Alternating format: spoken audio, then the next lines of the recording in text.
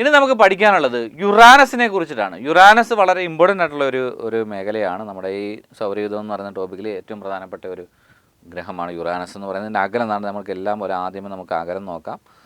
19.18 astronomical unit ആണ്.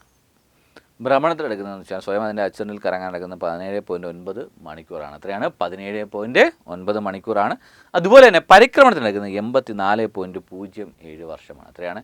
84.07 വർഷമാണ്. അടുത്തൊരു പ്രധാനപ്പെട്ട പോയിന്റാണ്, അതാണ്ട് ടെലിസ്കോപ്പിലൂടെ കണ്ടെത്തിയ ആദ്യ ഗ്രഹം ഏതാണ്? യുറാനസ് ആണ്. കണ്ടെത്തിയാരാണെന്ന് ചോദിച്ചാൽ വില്യം ഹെർഷലാണ്. നമുക്കറിയാം ഇൻഫ്രാറെഡ് റേസ് കണ്ടെത്തിയത് ആര് തന്നെയാണ്? വില്യം ഹെർഷലാണ്. എന്നാണ് പ്രധാനപ്പെട്ട ചോദ്യം. എതിർദിശയിൽ ഭ്രമണം ചെയ്യുന്ന ഗ്രഹം. അതുപോലെ തന്നെ നീലഹരിത വർണ്ണത്തിൽ കാണപ്പെടുന്ന ഗ്രഹം ഏതാണെന്ന് ചോദിച്ചാൽ യുറാനസ് ആണ്. അതുപോലെ തന്നെ യുറാനസിനെ വിളിക്കുന്ന മറ്റൊരു പേരാണ് പച്ചഗ്രഹം. അപ്പോൾ ഈ നീലഹരിത വർണ്ണത്തിൽ കാണപ്പെടുന്നത്, അല്ലെങ്കിൽ മീഥേൻ എന്ന് പറയുന്ന വാതകം ഇവിടെ കൂടുതലായിട്ടാണ് പച്ച നിറത്തിൽ കാണപ്പെടുന്നത്. അപ്പോൾ പച്ചഗ്രഹം എന്നറിയപ്പെടുന്നത്. അതുപോലെ തന്നെ ധ്രുവപ്രദേശങ്ങളിൽ സൂര്യന് അഭിമുഖമായി കാണപ്പെടുന്ന ഗ്രഹം ഏതാണെന്ന് ചോദിച്ചാലും എന്ത് തന്നെയാണ്? യുറാനസ് ആണ്. അപ്പം ധ്രുവപ്രദേശങ്ങളിൽ സൂര്യന് അഭിമുഖമായി കാണപ്പെടുന്ന ഗ്രഹം ഏതാണെന്ന് ചോദിച്ചാലും എന്ത് തന്നെയാണ്? യുറാനസ് ആണ്.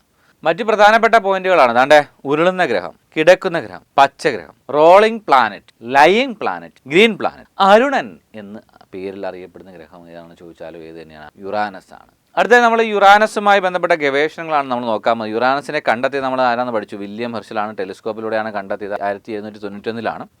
1977 നാസ വിക്ഷേപിച്ച പേടകമാണ് വോയേജർ 2. വോയേജർ 2 ഗ്രഹത്തിനെ കുറിച്ച് കൂടുതൽ അറിവുകളും ചിത്രങ്ങളും നമ്മുടെ ശാസ്ത്രശാഖയ്ക്ക് വേണ്ടിയിട്ട് നൽകിയിട്ടുള്ളത്.